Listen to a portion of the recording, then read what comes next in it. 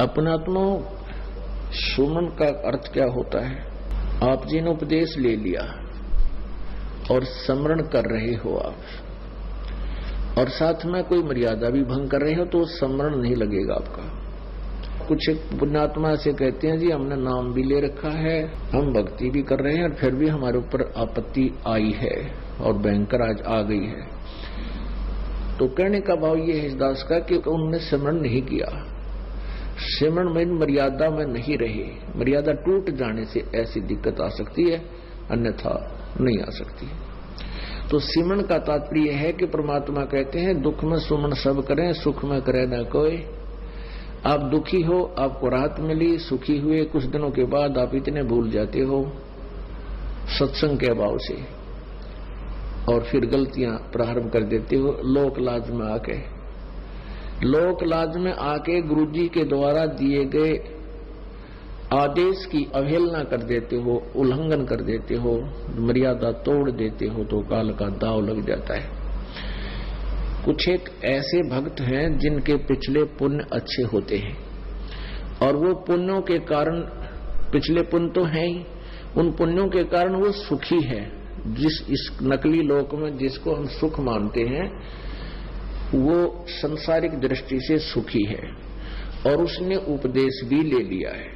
और एक ऐसा प्राणी है जिसके पूर्व जन्म के पुण्य गणे नहीं है, उस पर आपत्ति आ गई है।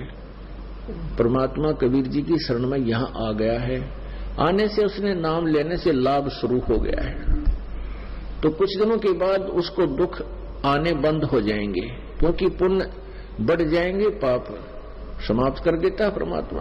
तो फिर वो कुछ दिनों में उस दूसरे भक्त को देखा देखी कि दूसरा भक्त है, वो भी नाम लिए हुए है और वो भी मर्यादा तोड़ देता है, जो गुरुजी ने आदेश दे रखा है उसका उल्लंघन कर देता है और देखता है कि उस पर कोई आपत्ति अभी आ नहीं रही।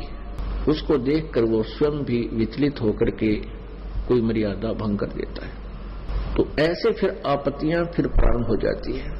जिस व्यक्ति ने उपदेश भी ले रखा है और नाम भी खंडित कर दिया तो उस पर अब मंत्र उसका है नहीं उसके पास।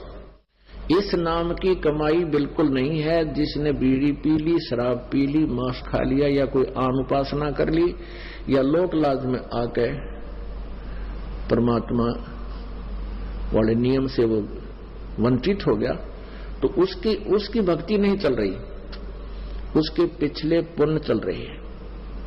और वो सत्संग भी आ जाता है, नहीं भी आता है, बीड़ी भी पीता है, एक आदमी में गुट्टी भी ला लेता है और वो फिर भी कहता मैं संत रामपाल का शिष्य हूं। वो कह रहा है पर वो दास का शिष्य नहीं है। हाँ, उसके साथ क्या बनेगी? फिर एक ही दम इतनी आपत्ति आवेगी जब उसके पुण्य समाप्त हो जाएंगे, वो बक्कल उतरेगा और फिर वो व्यक्ति आकर के कहेगा कि मैंने तो नाम ले रखा था जी, हमारे घर पे भी ऐसी आपत्ति आ गई।